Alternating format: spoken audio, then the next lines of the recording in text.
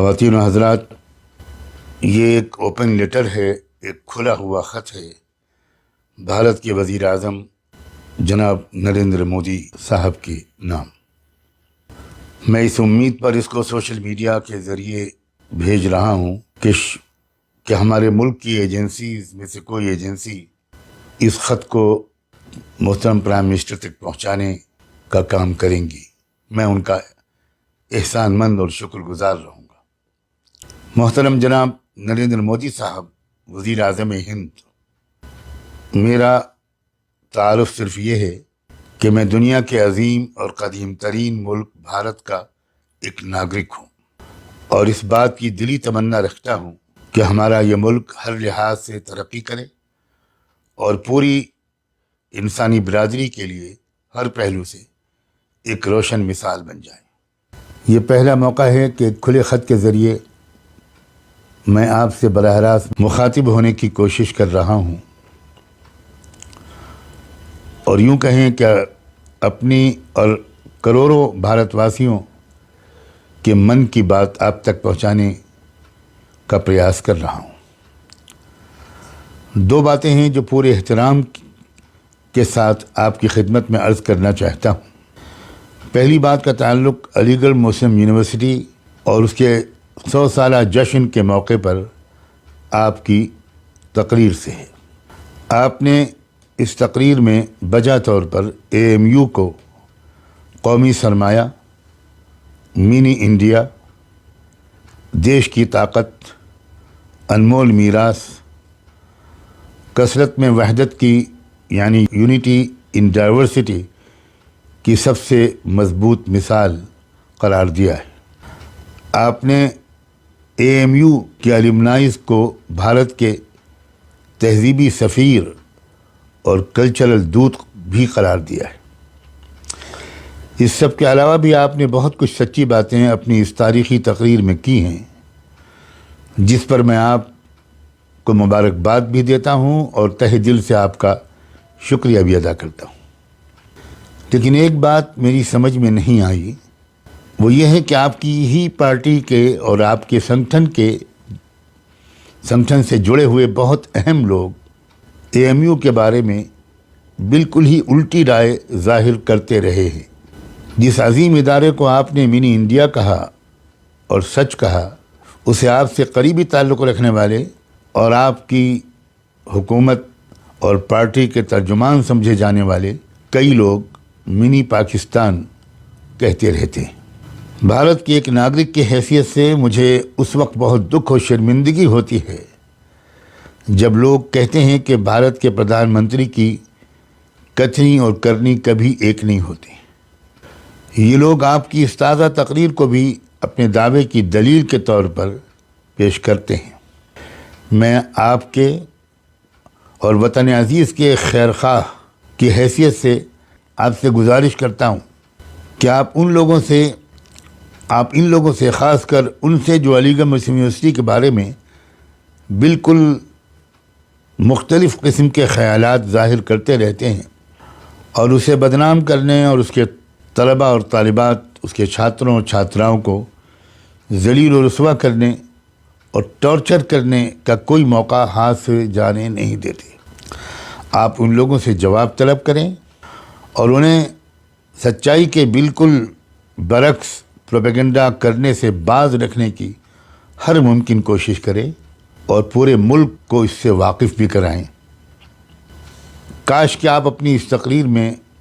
یہ اعلان بھی کر دیتے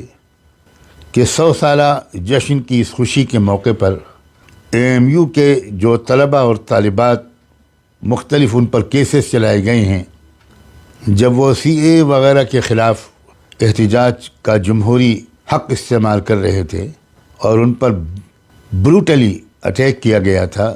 آپ ان کے اوپر سے مقدمات کو اٹھا کر اور خود ان کو ملاقات کا موقع دے کر براہ راست ان کی بات سننے کا موقع دیتے تو سچ مچ علی گڑھ مسلم یونیورسٹی کا 100 سالہ جشن کے موقع پر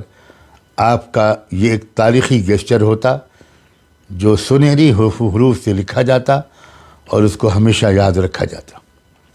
AMU کے بارے میں ایک بات آپ سے اور کہنے کی اجازت چاہتا ہوں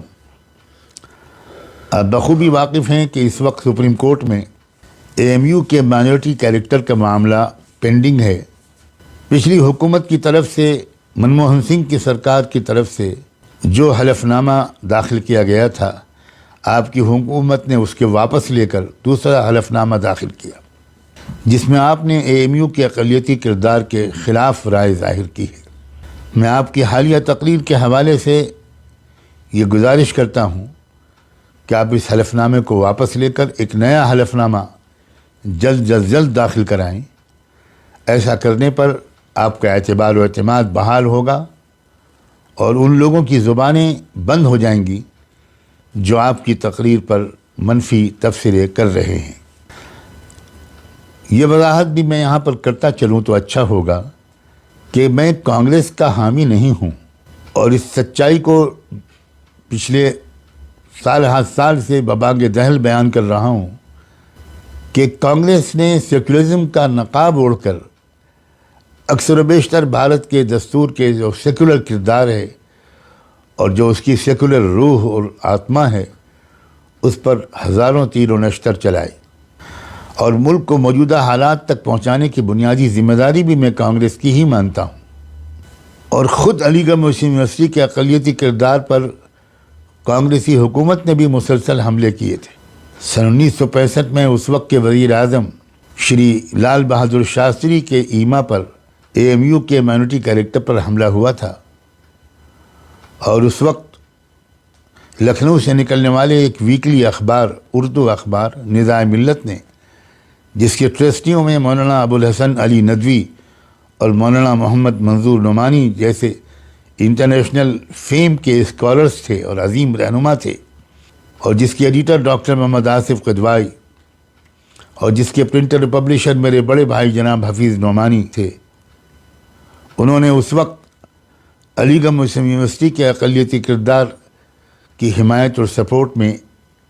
اپنے اخبار کا ایک نمبر نکالا تھا، جسے اس وقت کی مرکزی اور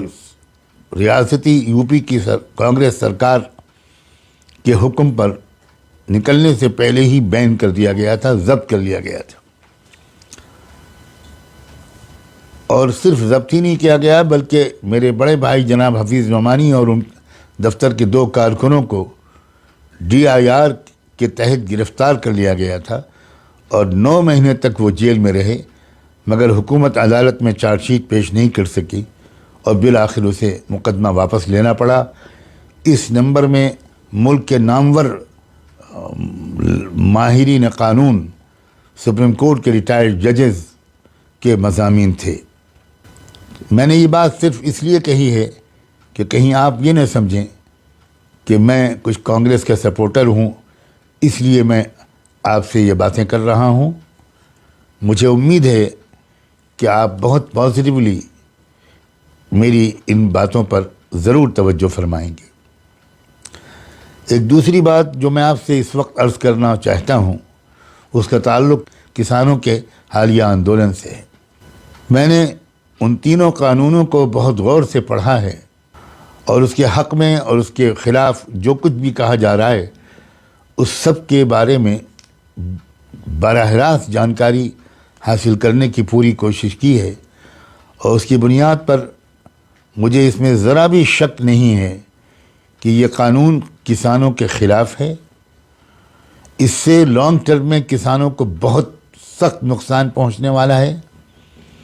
اور لانگ ٹرم میں ہی کارپوریٹ سیکٹر کو اس کا زبردست فائدہ پہنچے گا۔ آپ مجھ سے زیادہ اس سچائی سے واقف ہیں کہ ہمارے دیش کے سنویدھان کے پریمبل میں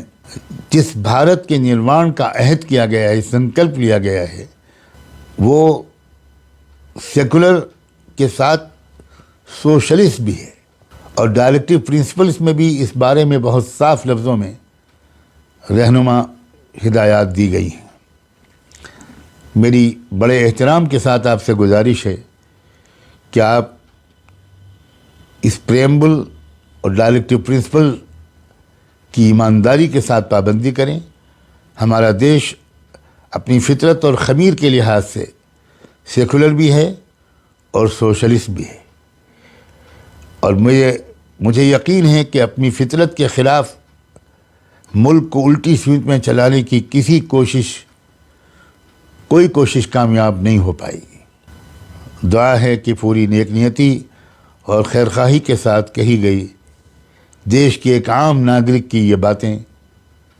آپ کو متوجہ اور متاثر کر سکیں۔ انداز بیاں